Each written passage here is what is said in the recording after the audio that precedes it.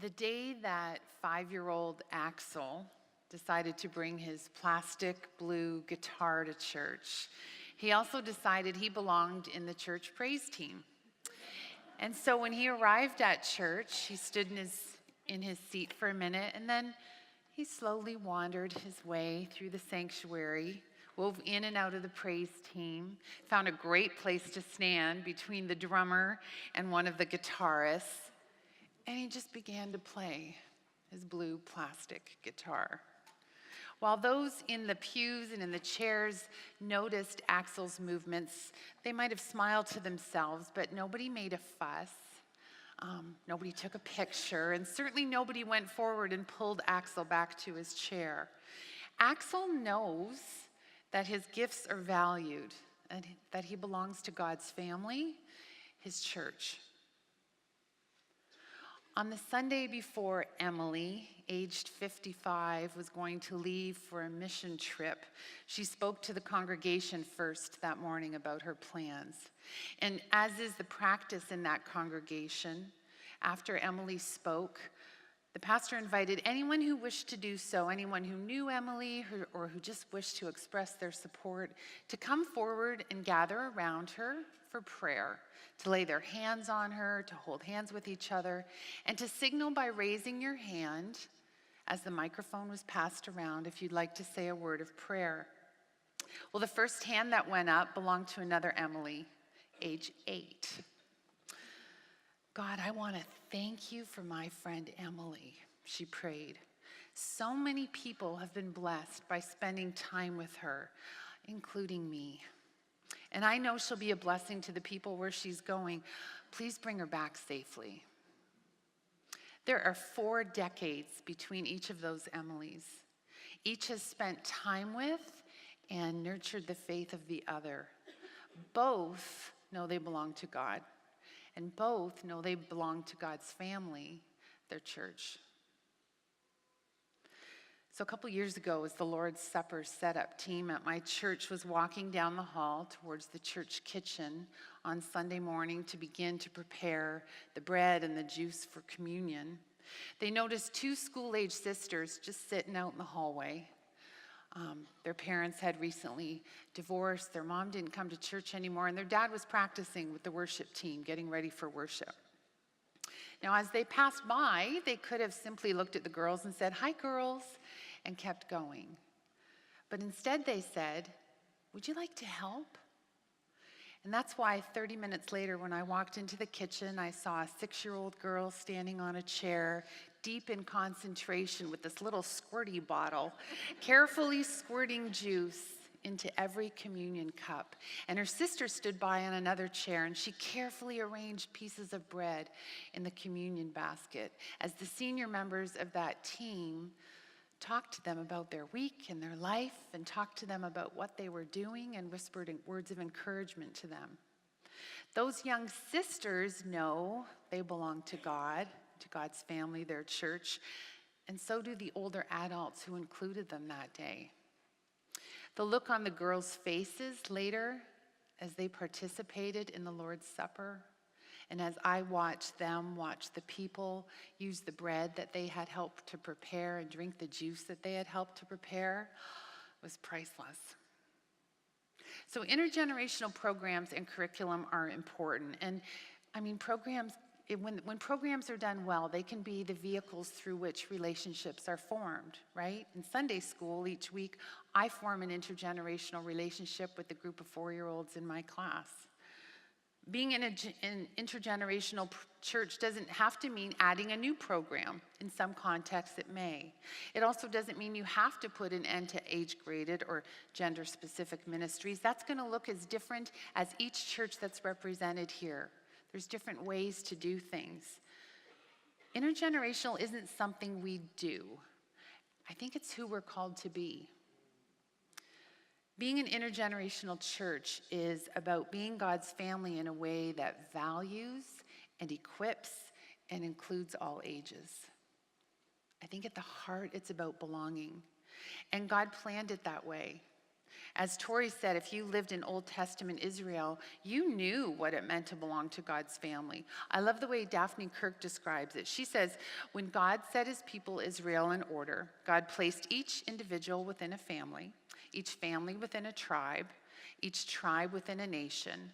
No generation was excluded. No child was left out, no older person set aside. And within each tribe were the components of family. They were community.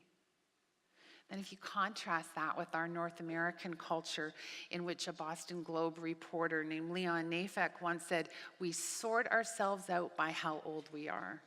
Where seniors live in retirement homes with other seniors, and middle-aged people work or hang out with other middle-aged people, and young adults attend college or hang out with other young adults, and children are segregated by grade each day at school.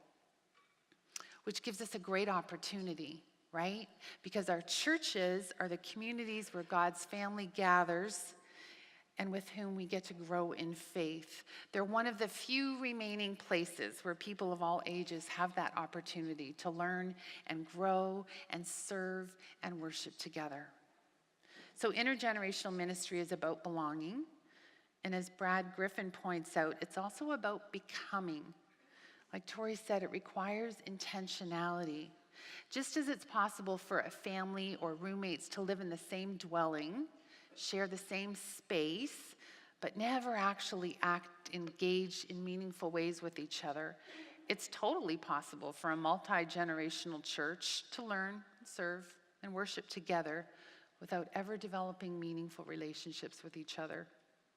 So becoming an intergenerational church involves intentionally cultivating a church culture in which faith is nurtured and relationships are fostered as all ages grow, learn, serve, and worship together. Because in God's family, everyone belongs.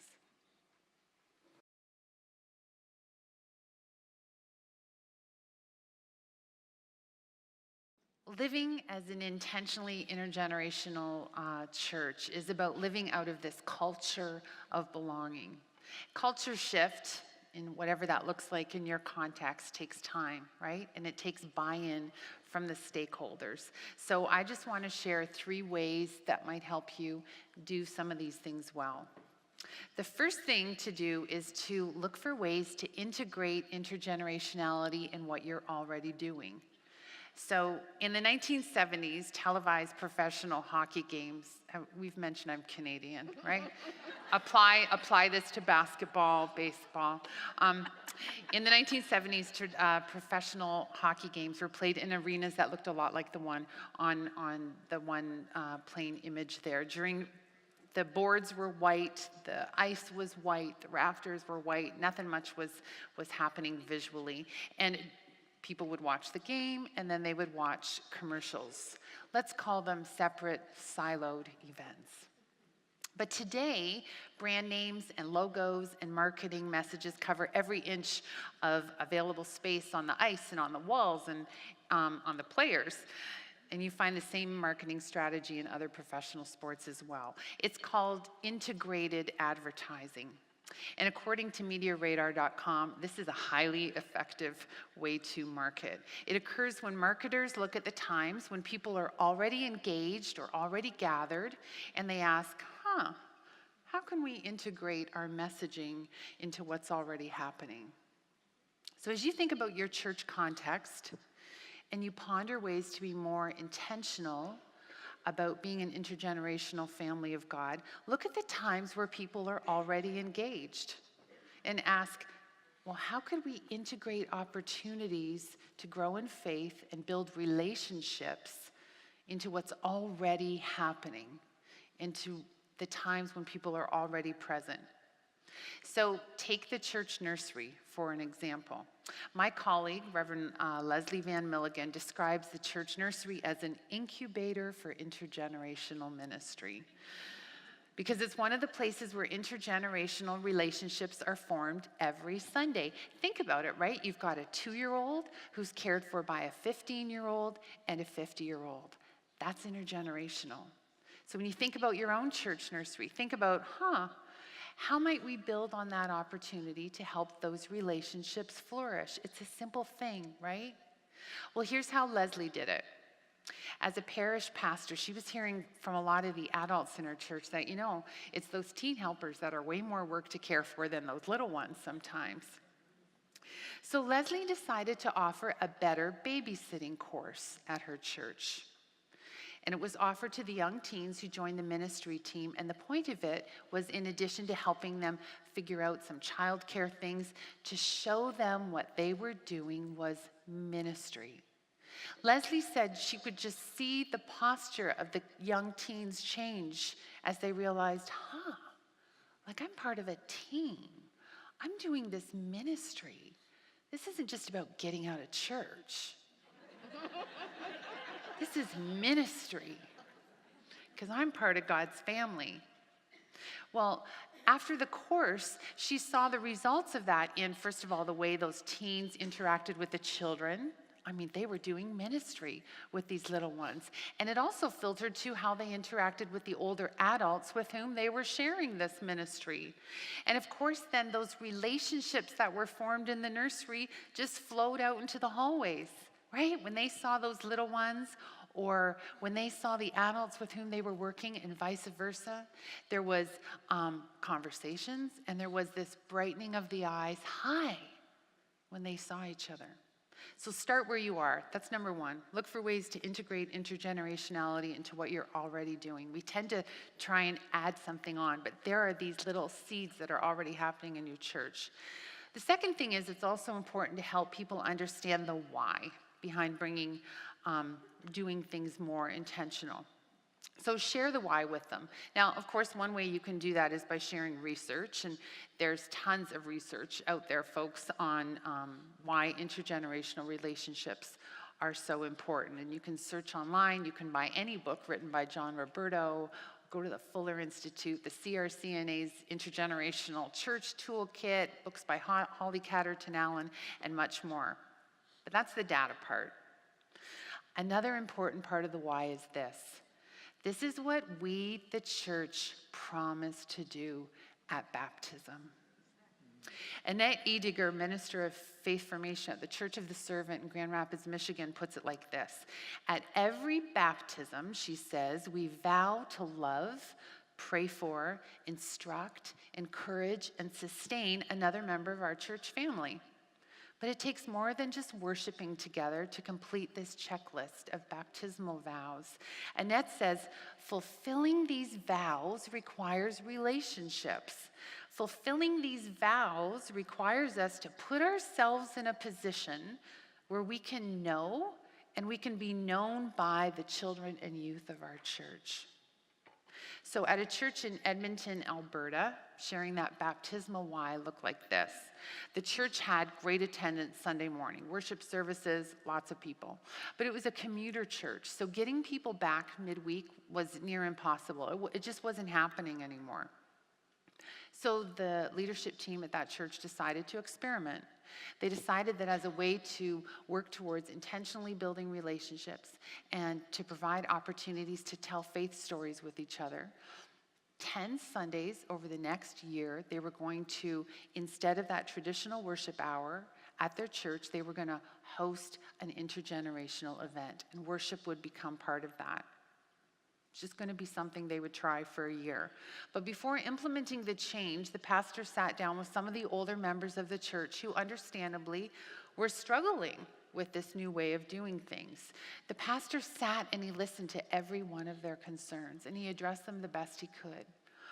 Then he told me, I looked at them and I said, we are losing our young people, and we need your help. Instantly, just like that, that conversation changed from what are you doing to how can we get involved? People need to understand the why. The third thing that it's important to do when creating a culture of belonging is supporting the how. I think that after years of separating ourselves from other people in other generations of life, we need support with how to talk and engage with each other again. So here's an example from my church. Last summer, we did an 8-week morning worship service on Joseph. So rows of chairs that we normally sit in were reconfigured, round tables. It actually looked a lot like this. Round tables were added, chairs were placed around each of those tables. The tables were covered with brown paper. There was a bowl of crayons, there was a yummy snack. Sometimes communion was on the table. There were wondering questions placed on folded pieces of paper on conversation tents. And at different points during the service, table groups, which were intergenerational, could interact with each other. You could ask each other questions. You could draw what you were hearing in the message. Some weeks we even retold the story together in little mini tableaus. It was awesome. Overall, the feedback about worshiping that way for that 8-week summer series was really good. Young families especially loved it. But when I think about it, I'm not sure that every table group during that summer series was as inclusive of the tweens and the teens and the young adults who were at the table. It's not difficult, right, to include the children in our worship services. There are tweaks we can make. There are things that we can do. But what I see frequently is the teens and the tweens and the young adults, or those without children, who we're not practicing hospitality with. So I know in my church we need to do more work on sharing the how of intergenerational worship and sharing the how of practicing hospitality to all ages. With the children, it means practicing responding with respect when a child says something that strikes us as funny. It means teaching people how to respond appropriately. But when I think about the teens and the young adults, it means teaching our adult members who are seated around that table to look past the body language of a teen that may indicate they're disinterested, and to look past the body language of a young adult who may look very self-confident and okay, and understand that both those groups appreciate someone showing interest in their lives and a brightening of the eyes. Hi. Tell me about your day. Tell me what your week looks like. So one way we're going to try and improve that the next time we do it is by making sure that there's some leaders seated at each table who can model that. We're going to frame it to the people. We're going to describe what needs to be done. So just to kind of review, look for ways to integrate opportunities to build faith-nurturing relationships into what you're already doing. Share why it matters, and then support the how by teaching and demonstrating what it means to be an inclusive, intergenerational family of God.